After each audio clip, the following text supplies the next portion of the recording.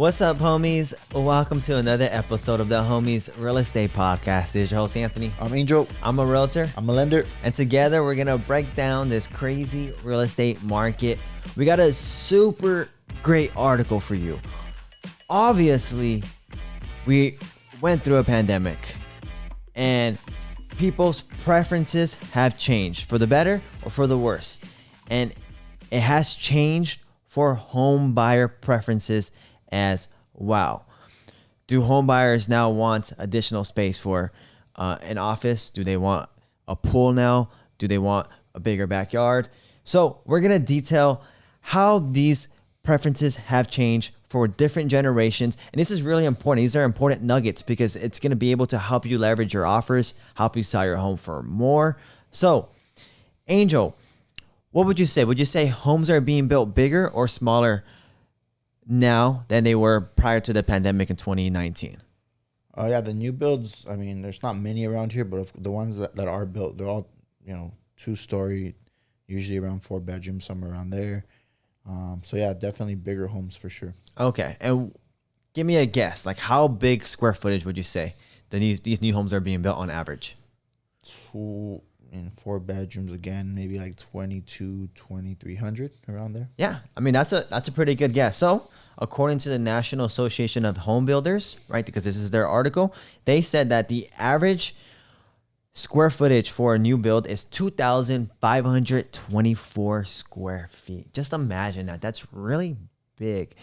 And that's the percentage of new homes with 4+ bedrooms, 3+ full bathrooms is 46% and 34% respectively. So you can see these homes aren't really built for like a couple. These homes are built for families. They're much bigger homes. So Angel, why would you say that a lot of these homes are being built bigger? Would you say it's because people need more space? Would you say it's because they need the additional bedrooms? What would you say?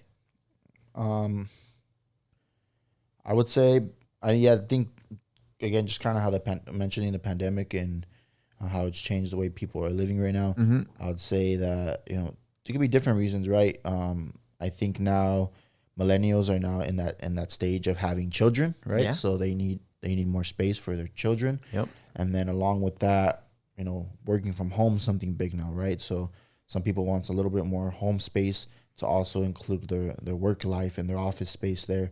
So I think those are a couple key reasons as to why bigger homes are more attractive to millennials and Gen X. Yeah, absolutely. So like Angel said, it is millennials and Gen Xers that have had their preferences change more. According to the article, 36% of millennials had their preferences changed because of the pandemic and 34% for Generation Xers. And like you mentioned before, yes, a lot of them are looking for office space. They're working. They need additional space to work, and they prefer not to work out of their bedroom. They prefer to have a designated office space.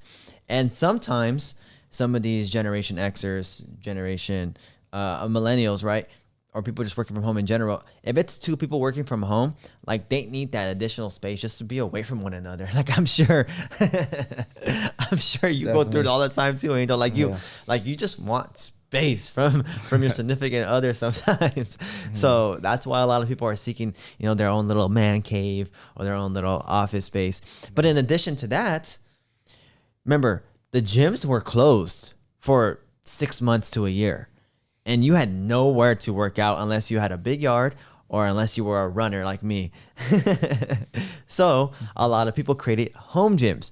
And remember, Angel, how difficult it was to like buy home workout gear and equipment? Like I bought a Bowflex set on OfferUp for $200 more than what the retail price is last January, just because it was so difficult to find it in store and I didn't want to wait any longer.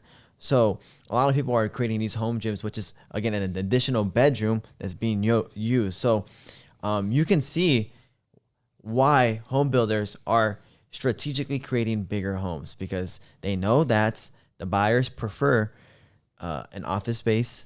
They prefer gyms, maybe a guest suite, and then maybe in just an additional bedroom where they can hide from the significant other and have that space to themselves. Yeah, definitely. Yeah. But what's interesting is that only 18% of baby boomers noted that they had a change in their preference. Angel, why would you guess that is?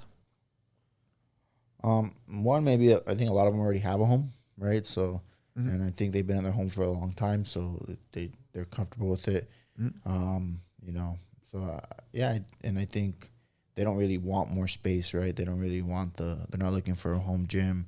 Baby boomers are kind of coming to that stage of retirement. They don't need a home office. So there's not a lot of those changes that the millennials and Gen X are experiencing.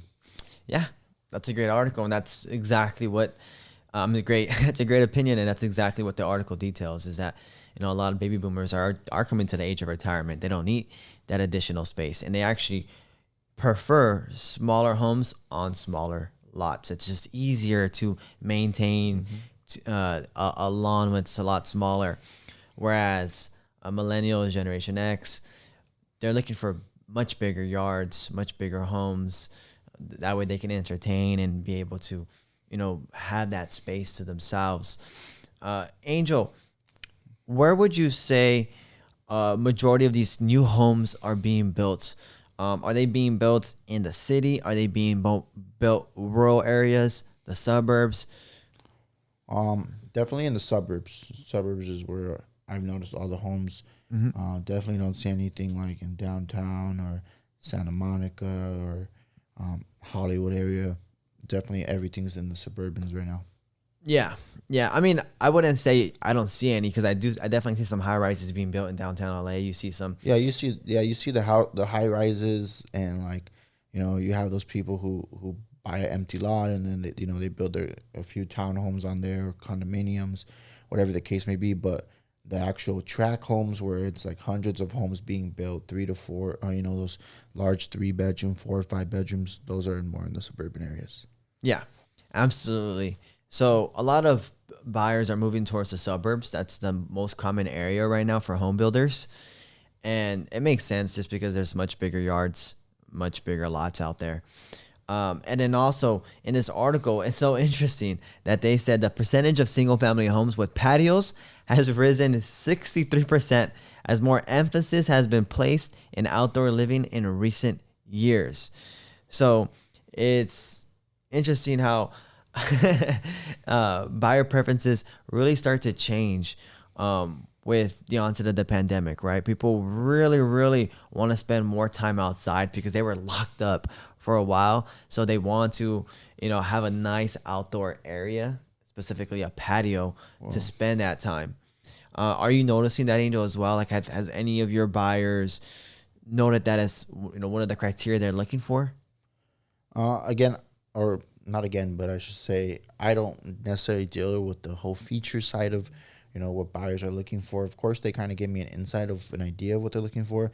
And yeah, the people with families, they do, right? It all depends, going kind of back to what the article says. If I deal with older couples, they don't really care too much for the most part about yard and size of home. It's more they just want a simple, 3-bedroom, sometimes 2-bedroom homes. Don't really care too much about yard size. Whereas the millennials that have kids and or planning to have kids, that's a big emphasis for them, right? Having yard size, having, parks around them, having a good community, potential bike lanes, things like that. So it all depends on the family. But yeah, that's something that I can definitely say is important to them. Okay. And then just out of curiosity, Angel, what is your preference for a style of home? Like, what does your ideal home look like? I think in my stage of my life right now, definitely a yard to have. If I have pets, so definitely want a yard. I have a son now, so yard's a big thing. I have a pool at my house. Not necessarily that it's my preference, but it is a cool thing to have is a pool. 2-bedroom, 3-bedroom right now works for me. I have a patio, so I guess my home is in a sense an ideal situation for me right now. But I think, of course, with time, my preferences are going to change as well. I'm not a big home. I don't like working at home. That's just me. I'd rather be in an office, be in an office space. So that's not for me, but some people, that may be their preference. Yeah, absolutely. So in the article, they detail that, one of the popular features that a lot of people are looking for is an open kitchen with a kitchen island as a central focus. And you'll see that a lot when you start to see new homes, that a lot of these homes being built have a huge kitchen with a huge island in the middle. It's almost like 90% of new homes, like when you start to tour them, have this design. And again, these are just trends, right? So trends change over time. Very true. Right? Like baggy jeans, they were not a thing for like 15 years. Now they're back. Baggy jeans are they're the thing now, So remember, just because you have a preference right now for open concept for a kitchen island doesn't mean you'll always have that preference. Preferences change over time. That's the great thing about humanity, is that we're not always going to be the same. So yeah, I mean, this is really, a synopsis of that book in general, the article from the National Association of Home Builders. And it really just all in all clarifies that homes are being built bigger. Buyers really do want additional bedrooms, more bathrooms. They want more space outside, and they're moving towards the suburbs. Angel, where can we find you at?